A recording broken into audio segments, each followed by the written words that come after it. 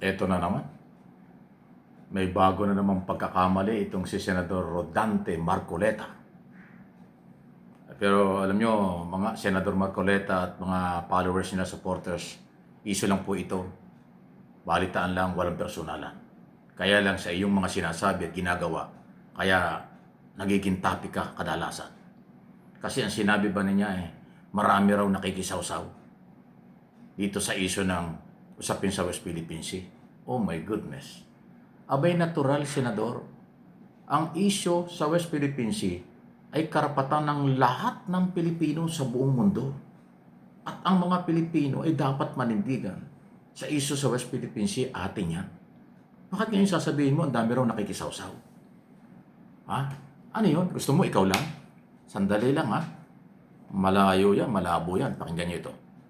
Sa pagluluto natin, Mr. Chair, ang nangyari po, nagluluto po tayo ng simpleng ulam lang, naging chop suey po.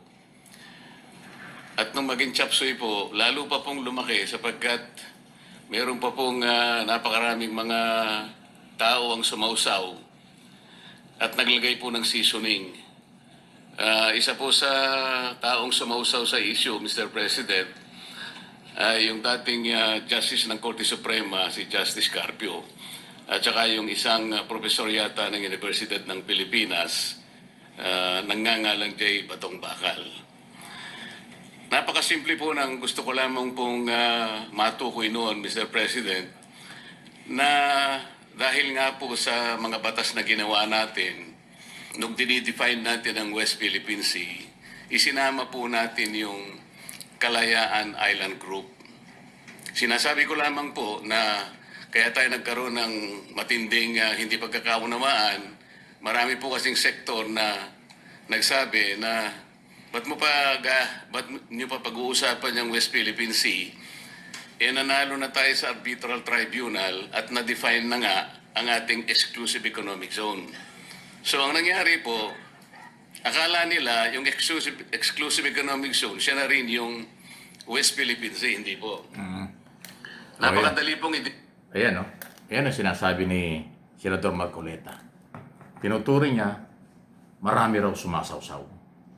At pinangalanan pa niya si retired Justice Antonio Carpio. At saka si Atty. Batong Bakal, professor ng UP, University of the Philippines.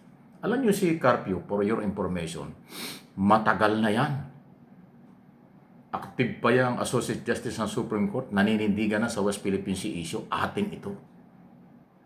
Paano sasabihin ni Marcoletang sumasawsaw? Ay original yan na lumalaban sa isong yan. Si Marcoleta ngayon lang nag-ingay, no, senador ito Nung congressman, wala naman tayo narinig sa West Philippine Sea issue kay Marcoleta Ay bakit niya sasabihin si Carpio ay sumasawsaw? Ayan ang isa sa mga fighter na pumapabor sa kapakanan ng taong bayan. Si Professor Batong Bakal, isa rin yan. Maritime expert, eksperto sa batas, eksperto sa maritime issue. Tapos matagal ang tinatalakay niya sa UP at sa mga interview. Noong araw pa. Panahon Arroyo, matagal na po. Aquino lahat. Tapos sinasabing sumasawsaw. O sige, sabihin natin, itong dalawang ito'y nagsalita at karapatan naman nila. Dito sa issue ng usapi ng West Philippine Sea, talagang dapat lahat tayo ay mag-participate. Kaya nga itong aking channel, lagi kong topic ito at hinihikayat ko mga Pilipino. Sumali tayo sa debate at pakikipag laban sa isyong ito kasi atin ito. Bakit parang minamasama ni Marcoleta na kaya siya'y napasama sa isyo ng Kalayaan Island Group na yan? Dahil sumausaw daw si Carpio at saka Atty. Batong Bakal. Aba, Mr. Senator, hindi pwedeng ikaw lang ang nagsasalita sa isyong ito. Dapat bilang isang senador, pasintabi na, dapat ikaw ang humihikayat sa mga Pilipinong manindigan sa isyong ito. At huwag mong sabihin dumadami ang sumasawsaw kaya parang nagluto raw naging chapsoy na kung sino-sino lang. Natural. 115 milyong Pilipino dapat makisali. Dapat aware. Dapat manindigan sa West Philippine Sea. Atin ito. Diba? Huwag mong sabihin nakikisawsaw. Talagang dapat sumali ang mga Pilipino. Anong gusto mong palabasin, Marcoleta, senador? Dahil senador ka, ikaw lang ang tama. Ano man ang sinasabi mo, makikinig na lang kami. Makikinig na lang ang taong bayan. Hindi ka pwedeng kontrahin. At pag kinontra ka, sasabihin mo, nakikisawsaw. Sino ka? Palabasin mo, ikaw lang ang tama at magsalita sa isyong ito. Ganun ang dating eh.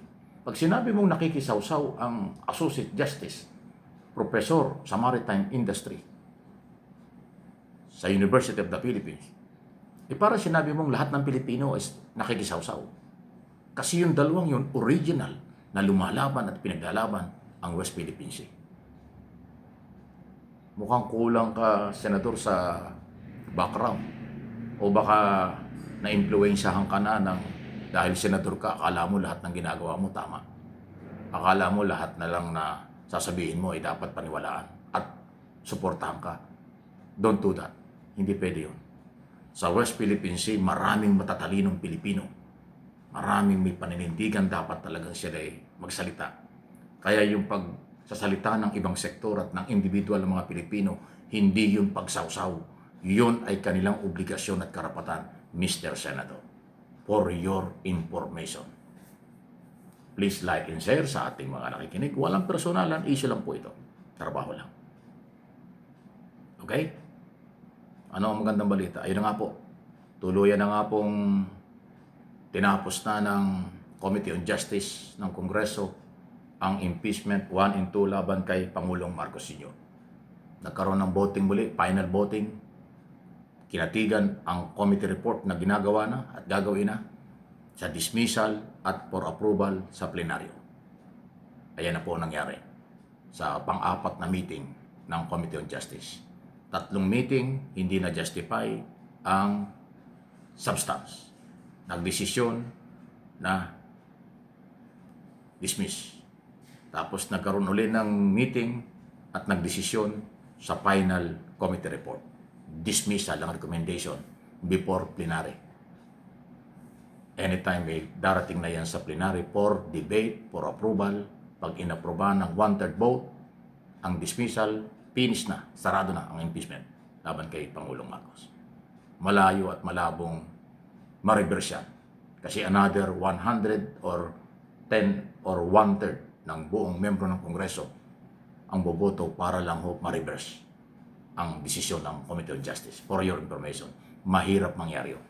Kasi yung desisyon ng komite, kadalasan, kinakatigan na yan, sinusuportahan na ng majority ng congressman sa kalakaran, numbers game, ang lahat ng issue sa Kongreso. Not only impeachment case, for your information.